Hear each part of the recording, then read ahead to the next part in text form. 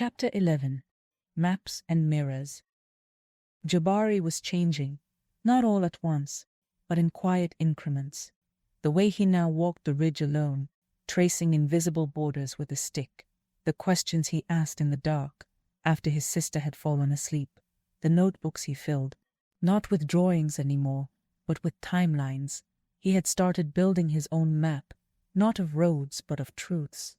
One afternoon, while Amina was repotting lemongrass and Lindy was cleaning canvas from the festival, Jabari approached the kitchen bench. He held his notebook tightly. "Mama?" "Yes, baby?" Amina answered, softly, without turning yet. He hesitated. "Who is the other person? The one who made me. Not you or Mama Lindy." The trowel in Amina's hand paused mid-air. She didn't panic, but she did breathe, long and slow. She wiped her hands on a cloth and note. "You were made with intention, my love. But yes, there was someone else, a friend. We were younger. We chose him to help us bring you here. Do I look like him?" "You look like you." Then she pulled a folded photo from an old garden journal. A young man, smiling beside a row of sunflowers, a camera slung over his shoulder. "His name is Tendo. He lives in the Northern Highlands now, somewhere near Lusaba. He doesn't know you, but he gave us a gift. And we will give you the world." Jabari held the photo like it might fall apart if he breathed too hard. "Can I write to him?" "If you want, but only when you're ready. He doesn't define you, Jabari. You do." That same week, a letter arrived from Farajika, a healing and food sovereignty collective based in the Saheli region of southern Andarasha. They had seen the photos of Festival Yamizizi, read Amina's essays, watched the viral footage of marigold fences and freedom songs. "Your struggle is ours," the letter read. "We build gardens on rooftops where helicopters once landed. We teach soil memory in places they try to burn clean. Let's connect. Let's grow across borders." Included was an invitation, a continental convergence in Tamuka, a river island in the territory of Mahari, for land guardians, seed stewards, and decolonial healers. Lindy read the letter aloud by lamplight. "You've become a root system stretching across Africa," Layla whispered. Amina looked over at Jabari, still staring at the photograph of Tendo. "You're not just a child of this land, Jabari. You're a branch of something global." That night, Jabari wrote 2 letters. The first was to Tendo. "Dear Tendo, my name is Jabari. I'm 10 years old. I live in Kiunga Ridge with my 2 mothers and my sister. I like chili mango and sky maps. Mama said you helped bring me here. Thank you. I don't need anything, really, but I think names matter. So now you know mine. Jabari Apendo Kito." The second was to the Farajika children. "Hi, I live in a garden too. Do you have cassava where you are? Do your sunflowers bend toward your people? We had a protest here and we won. I made a sign that said, 'We are the soil.' Want to write to each other more? Jabari of Wildflower Kitchen." He placed both letters inside 2 brown envelopes and wrote on the back, "To find roots, we have to send seeds." The next week, Wildflower hosted a regional convergence of allied cooperatives under the banner, "From Kium to Kasa, we grow together." Representatives came from everywhere. Nabuta Women's Grove in coastal Inzawi, bringing salt-tolerant bean seeds. Imbegu Circle from the marshlands of Sonoro, who shared wild rice wisdom and herbal birthwork practices. In a quiet corner of the garden, Jabari ran a kids' tent.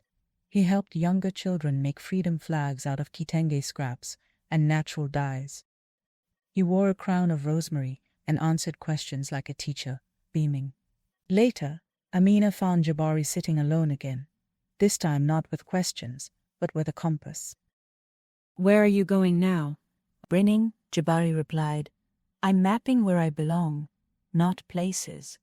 People." He pointed to the compass. "This points north. But I think I belong in circles, not directions. Amina kissed his forehead. Then maybe your compass isn't for finding the world. Maybe it's for helping the world find you. A package arrived from Indarasha later that week. A bundle of desert lavender, a video of school children planting marigolds, and a note scrawled in charcoal pencil. You are no longer alone. We are many gardens, and we are growing toward each other. Jabari smiled and began sketching a new map, one without borders, only roots.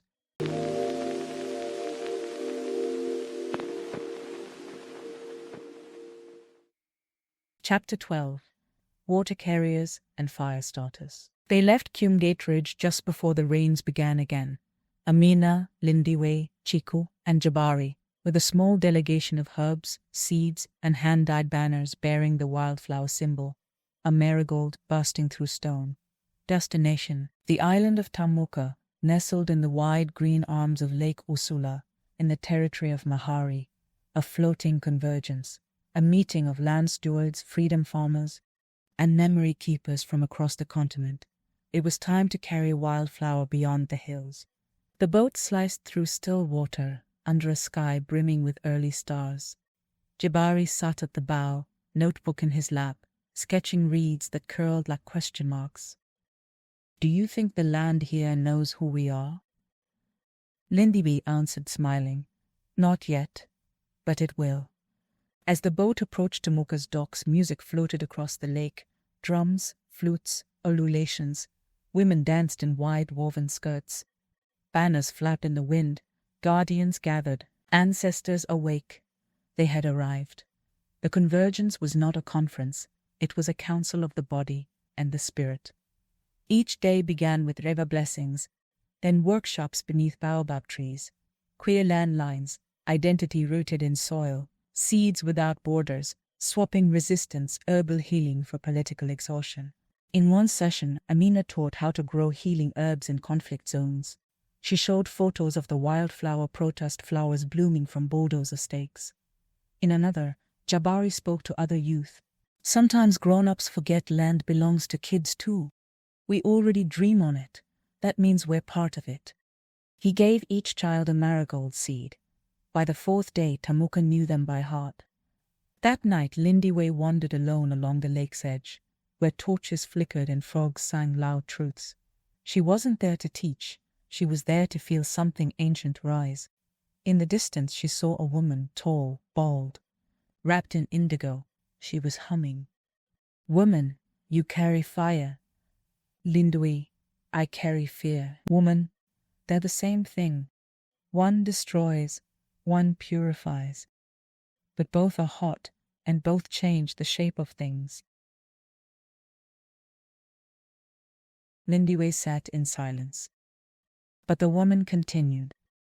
Tamuka is not just a place. It's a mirror. Whatever you brought here, be ready to see it more clearly. Later, when she returned to the sleeping tent, Lindiwe pulled Amina close and whispered, When we go home, I want to build something new. Not just resist, not just heal. I want to create. Amina pressed her forehead to hers. Then let's plant with that kind of fire. Back in Kiunga Ridge, the land had waited. Layla and Nyasha had kept the garden alive, the co-op in motion, and the children in stories. The community welcomed them with food, song, and hand-painted signs. The team unpacked seeds gifted from Tamuka, heat-resistant millet from Zumbani, water-saving tubers from Digger wetlands, ceremonial smoke herbs from Mounting, Bibi, Casilo. They prepared a festival of returning and collective paint in war where every villager, but not all who watched, were smiling. Late that night, as mist rose from the valley and the last drum beats faded, Amina spotted smoke curling in the distance, thin, black. Not from kitchens. A perimeter field had been burned.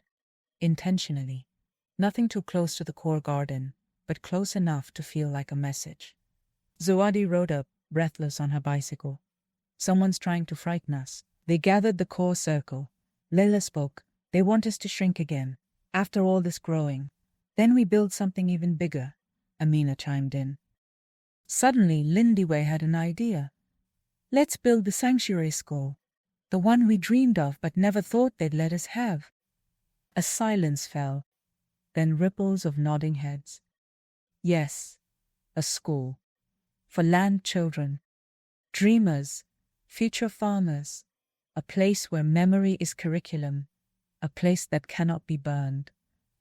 The family walked together to the eastern corner of the garden, where the ash still smoldered. They dug a hole and planted a seed. One from Temuka, one from home. Then Jabari asked, "What if they burn it again?" Amina replied, "Then we plant again." Softly, Nyasha said, "Roots can hide, but they never forget where they belong."